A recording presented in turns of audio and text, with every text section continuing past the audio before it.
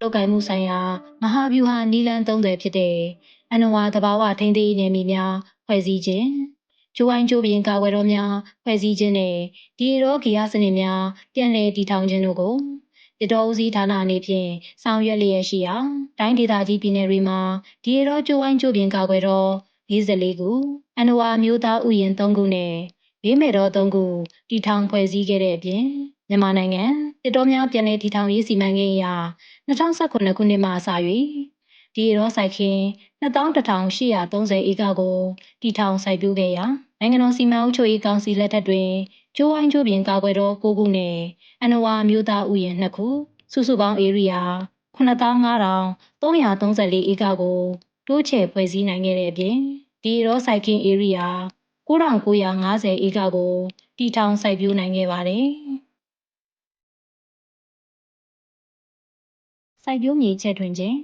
ရေလုပ်ငန်းစက်မှုဇုံလုပ်ငန်းတွေနဲ့မြို့ပြတည်ထောင်နိုင်မှုအတွက်နယ်မြေချဲ့ထွင်ခြင်းလူဦးရေတိုးပွားလာခြင်းတယံဇာတတွေကိုအလွန်အကျွံထုတ်ယူသုံးစွဲတာတွေကြောင့်မြန်မာကမ်းရိုးတန်းဂေဟစနစ်တွေဟာပျက်စီးယိုယွင်းမှုများစွာနဲ့ရင်ဆိုင်ကြုံတွေ့နေရတဲ့အတွက်ကမ်းရိုးတန်းဒေသတွေရဲ့ရေရှည်ဖွံ့ဖြိုးတိုးတက်ရေးကိုထိန်းသိမ်းဖို့နဲ့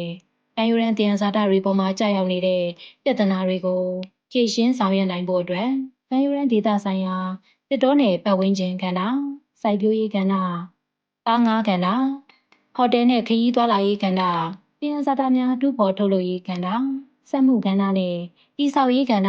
စတဲ့ကဏ္ဍပေါင်းစုံပူးပေါင်းဆောင်ရွက်စီမံအုပ်ချုပ်မှုစနစ်ဆောင်ရွက်ရန်အတွက်နိုင်ငံအဆင့်ပင်လယ်ကမ်းရိုးတန်းတယံဇာတဗတ်စုံစီမံအုပ်ချုပ်ခြင်း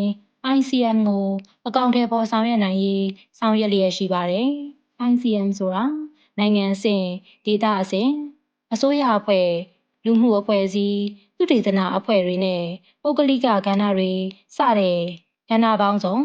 ပေါင်းဆက်ပူးပေါင်းစီမံခန့်ခွဲပြီးအနဝါနဲ့ကမ်းရိုးတန်းတယံဇာတဖွံ့ဖြိုးတိုးတက်ရေးနဲ့ကမ်းရိုးတန်းဒေသနေပြည်သူတွေရဲ့လိုအပ်ချက်တွေကို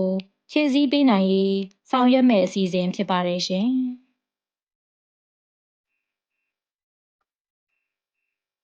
တယံဇာတနဲ့သဘာဝပတ်ဝန်းကျင်ထိန်းသိမ်းရေးဝန်ကြီးဌာနအနေဖြင့်နိုင်ငံရဲ့စီးပွားရေးဖွံ့ဖြိုးတိုးတက်ရေးဒေသခံပြည်သူများရဲ့လူမှုစီးပွားဖွံ့ဖြိုးတိုးတက်စေရေးနဲ့ပြည်သူများအားသဘာဝဘေးအန္တရာယ်များမှာအကာအကွယ်ပေးနိုင်ပြီးငါးပဇွန်ကနန်းစားတဲ့ရေထွက်တယံဇာတတွေနဲ့ဇီဝမျိုးစုံမျိုးကွဲများရှင်သန်ရက်တည်ပေါက်ပွားရာဒီရောများရေရှည်တည်တံ့စေရေးအတွက်စနစ်တကျစီမံအုပ်ချုပ်လျက်ရှိရမှာဒေသခံပြည်သူများရဲ့နိုးကြားတဲ့အသည့်ရှင်သန်စေရေးနဲ့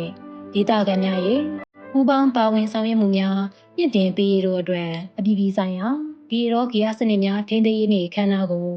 ဒီရောများသားစဉ်မြေဆက်ထိန်းသိမ်းအသုံးပြုနိုင်ရေးပြည်သူလူထုအသိပညာမြင့်တင်ပေးဖို့ကျင်းပပေးလျက်ရှိပါကြောင်းစီစဉ်ရိုက်ကူးတင်ဆက်လိုက်ရပါတယ်ရှင်။